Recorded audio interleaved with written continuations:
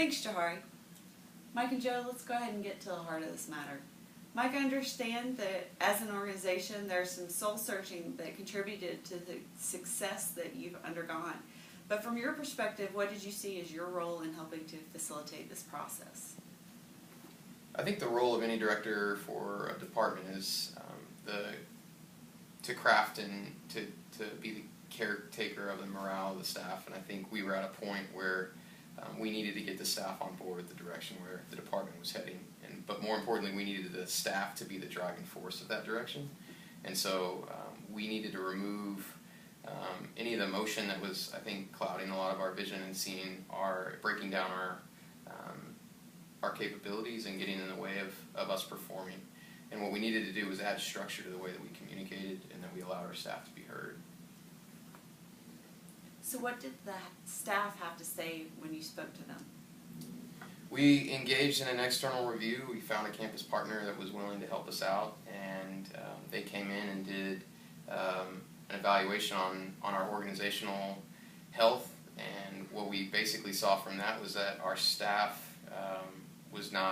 they didn't feel like they had an opportunity for input.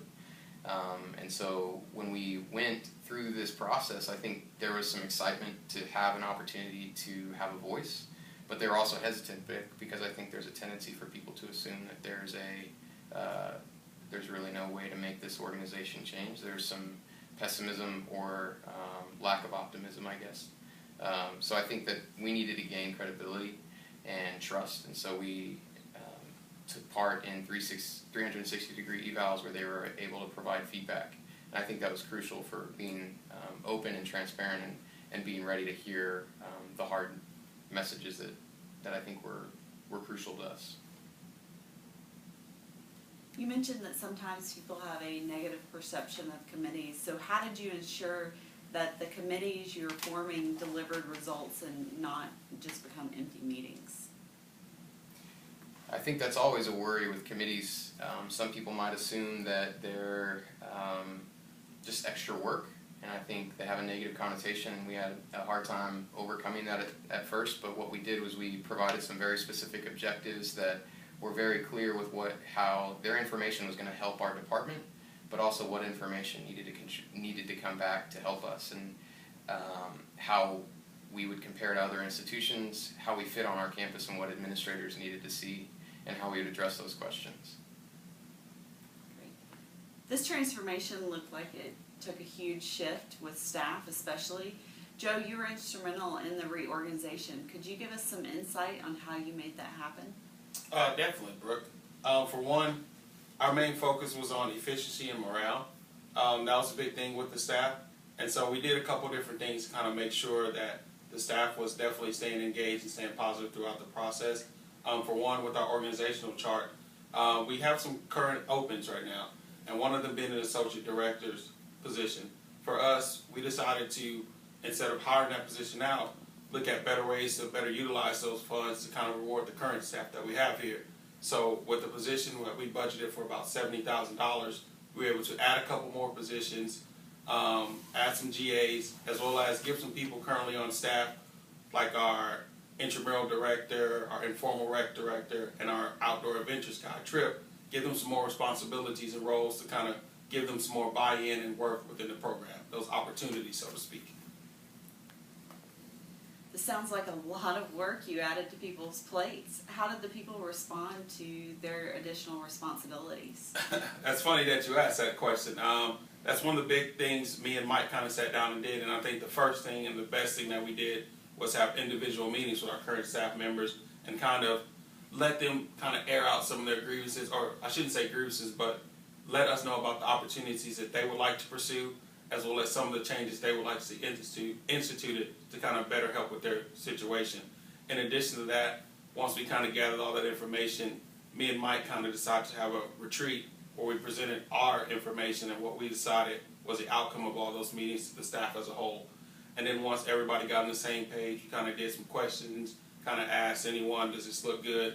We were then able to come back the following weeks with more meetings with our staffs to kind of say, this is how we think you should implement this, as well as what do you think will work best in implementing this situation.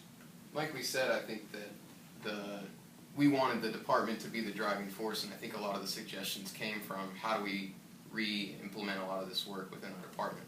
And so we were looking for ways that we could engage our staff in taking some of the additional tasks that we had to do to move forward. And I think as a team we saw that we all needed to contribute to the effort, and we wanted to reward people that had been here longer in the way that they invested in making that effort happen. Definitely.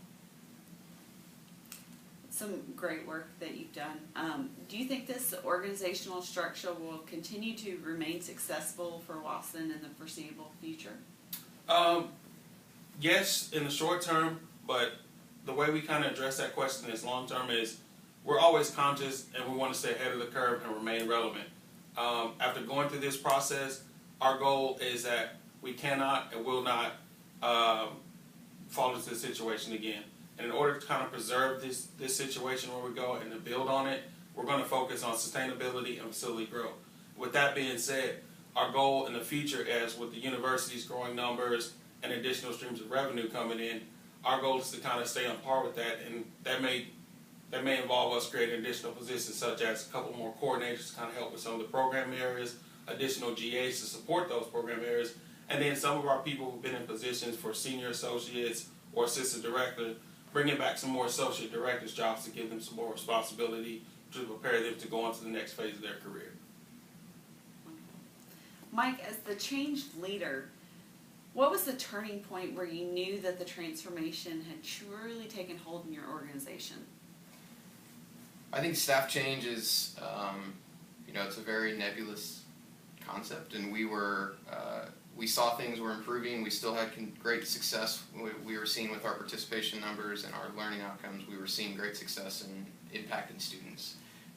And while we were still seeing that before, I think we also felt like our organization was more healthy. But I think the biggest turning point was when we realized that the second round of 360-degree evals came back, and there were no surprises. The first time we went through it, I think there was information that was unknown that we didn't know was out there, and it was very, I think, almost upsetting to see that there was that much information that we didn't know, even though I had been working here for 3 years within that department.